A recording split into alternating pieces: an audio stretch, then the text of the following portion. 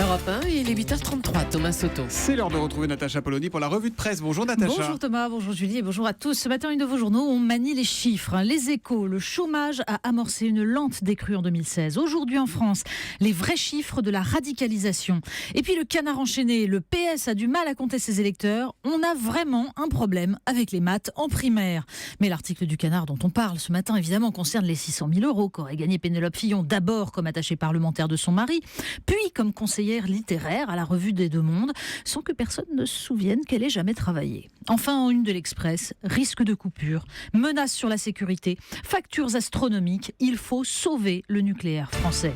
C'est décidément le sujet du jour, l'anti-système, Natacha. Mais oui, d'abord parce qu'il y a Libération qui s'intéresse à ce nouveau concept de post-vérité, surgi dans le sillage de Donald Trump. Dans son éditorial, Laurent Geoffrin se scandalise de la rhétorique anti-média. Ceux qui s'attaquent à la vérité officielle ne veulent qu'y substituer leurs propres préjugés idéologiques, nous dit-il. Il faut dénoncer un nouveau recul à l'échelle mondiale de la culture des droits de l'homme et de la raison. Mais l'article à côté est beaucoup plus intéressant parce qu'il cherche à comprendre ce qu'on appelle les faits. L'expression post-vérité, analyse une sociologue des médias, est largement illusoire. Elle suppose que les faits vrais auraient jadis exclusivement compté dans le débat politique et que nous aurions basculé dans une nouvelle ère. Or, le débat politique s'organise autour de faits, mais toujours également autour de valeurs et d'émotions. Souvenons-nous du rôle qu'a joué l'idéal d'une société post-raciale dans l'élection d'Obama. Alors en France, le débat se focalise autour de la notion de système et l'opinion s'en agace. Dénoncer le système permettrait surtout aux candidats de s'exonérer de toutes leurs responsabilités. Alors il faut lire surtout un article sur le site Atlantico. L'alchimiste Emmanuel Macron réussira-t-il à faire de la pensée unique dont il est l'héritier le plus assumé un produit aussi sexy que lui? Ça c'est le titre de l'article. Compétitivité, baisse des charges, monnaie forte et libéralisation de l'économie, nous dit l'article. Ces mantras vieux de 40 ans incarnent ce qu'on avait baptisé dans les années 1990 la pensée unique. Et c'est avec cela qu'Emmanuel Macron veut aujourd'hui faire la révolution. Sur le site Causeur, Jean-Paul Briguelli résume. Un parti populiste pourrait briller aux prochaines élections. Vite, inventez-moi un petit Macron, puisqu'Hollande ne peut plus fournir. Les fonds ne manquent pas à Emmanuel Macron pour monter ses meetings, dit-il.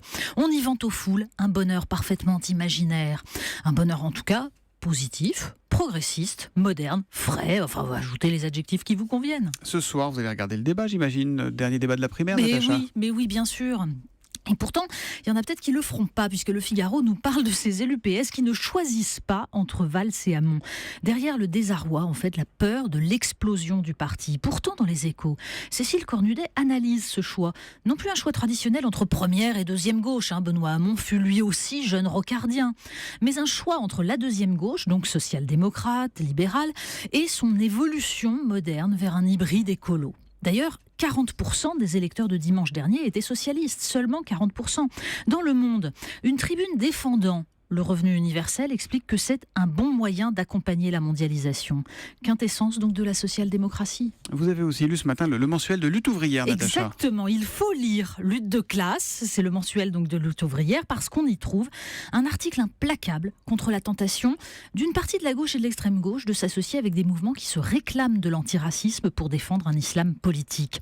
Cet article dénonce le retour des idées les plus réactionnaires, la notion de race, la soumission à Dieu et à un ordre inégalitaire et patriarcal, masqué en revendications postcoloniales. Il décrypte surtout les discours de ces militants qui ont fait de l'islamophobie un instrument pour faire taire leurs adversaires et pour remplacer le combat social par des problématiques religieuses. Et puis on pourra lire aussi à côté une formidable analyse du végétarisme et du véganisme venu remplacer là aussi la réflexion sur une remise en cause du système productif et de l'exploitation capitaliste.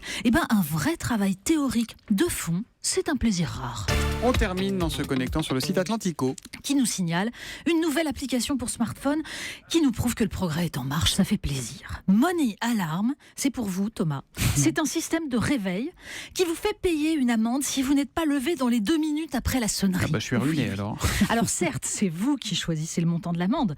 Mais c'est bien l'éditeur de l'appli qui engrange. Oui, il n'y a pas de système de coercition plus efficace que celui qui est mis en place et accepté par les citoyens eux-mêmes. Il y a des gens assez tarés pour mettre monnaie à l'âme et pour payer à l'éditeur une... Mais parce que ça s'appelle le progrès, Thomas. Et le progrès, c'est bien, c'est galvanisant. C'est comme un meeting d'Emmanuel Macron. C'est beau. La revue de presse de Natacha Polony, très en forme ce matin. C'est tous les jours à 8h30 sur Europe 1. À demain, Natacha. À demain.